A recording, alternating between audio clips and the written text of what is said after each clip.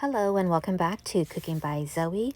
This tutorial I wanted to share my recipe on how to make fried sweet potato or sweet yam balls. For this recipe, you can use any type of sweet yam or sweet potato. These yummy treats have a crunchy exterior from the cornstarch that is added. Here is how the center of these delicious treats look like, and can you hear that crunch when I open this delicious ball? So yummy. Okay, I'm gonna do it one more time, so listen to this.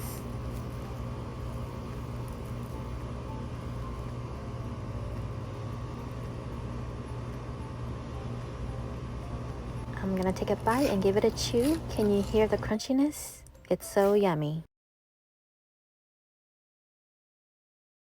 Here I have listed all the ingredients that you'll need to make this delicious treat.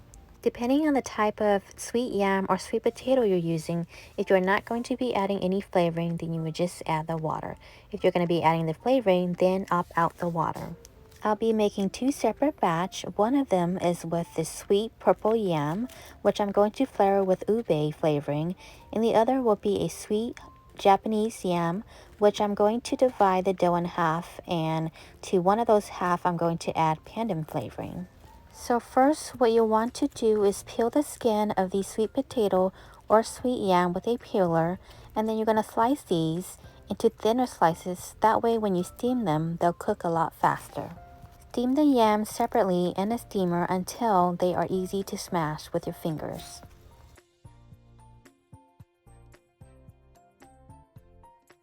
When they are cooked and ready to be smashed, transfer the sweet potato or sweet yam into a large bowl and smash them using your hand or a potato smasher or an immersion blender.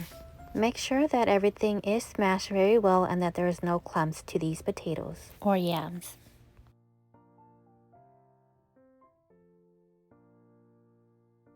To this, we're going to add in our sugar and mix well. This mixture should now be wet and smooth.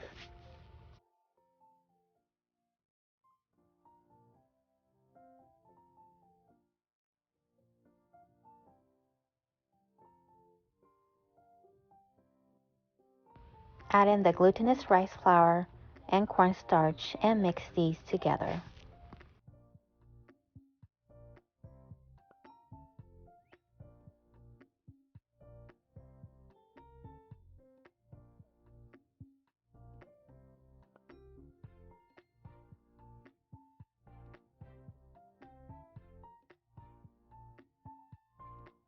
Your mixture at this point should be quite dry with some wet clumps.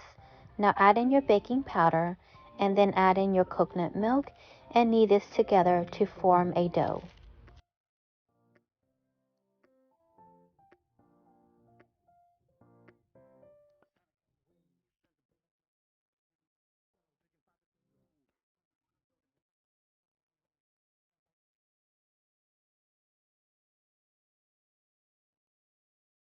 Our dough at this point will be wet but a little bit dry.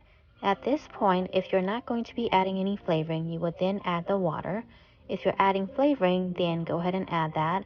I am dividing this in half because one half I'm not adding any flavoring, and to the other half I'm adding in pandan flavoring. Because I'm only using half of this dough, I'm adding less of the pandan flavoring than what's mentioned in the recipe. Knead the dough until all of the dough is incorporated with the pandan flavoring.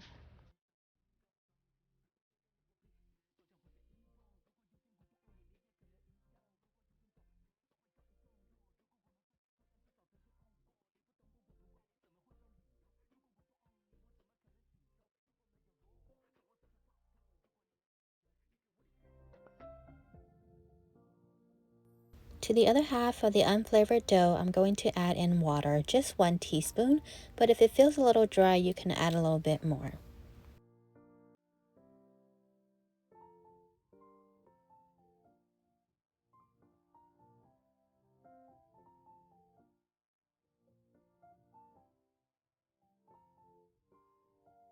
For the sweet purple yam, follow the instruction as what I explained earlier with the other dough.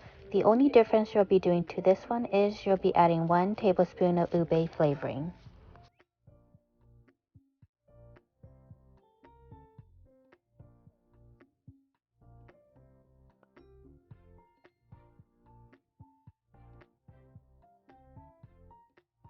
At the end of the kneading process, if your dough still feels a little bit dry, you can add 1 teaspoon of water, one at a time, or if it's too wet, you can add 1 teaspoon of glutinous rice flour, one at a time. Here is all of our dough, and now we're going to be ready to start shaping our dough into balls. To roll your dough, grab some dough, roll it to form a log, and then break a good portion to form a ball about 3/4 to 1 inch in diameter, or the size of your choice. Repeat this until done.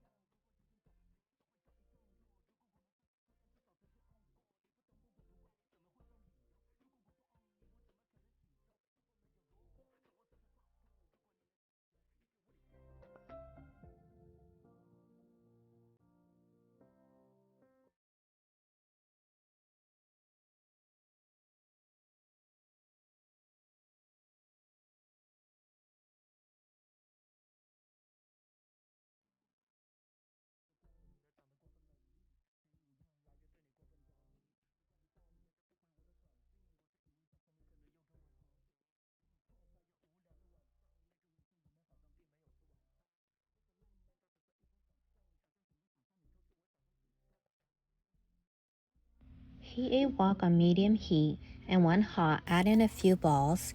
If your heat is a little bit high and starts to bubble like mine's, the temperature is too high. You'll need to turn this down to low medium. Cooking these balls on high heat will burn these and not cook thoroughly, so you'll want to cook these balls on medium-low heat. Make sure that you occasionally stir these balls so that all of the outer portion of the dough is cooked to a golden color. Otherwise, you may not cook it evenly, and also there may be some spots that may not have a golden color. And you'll notice that some of my balls did turn out that way because I did not mix them all thoroughly. The other thing you notice what I'm doing is I'm pressing the balls down to the bottom of the pan. What this does is it creates a hollowness to these balls in the center.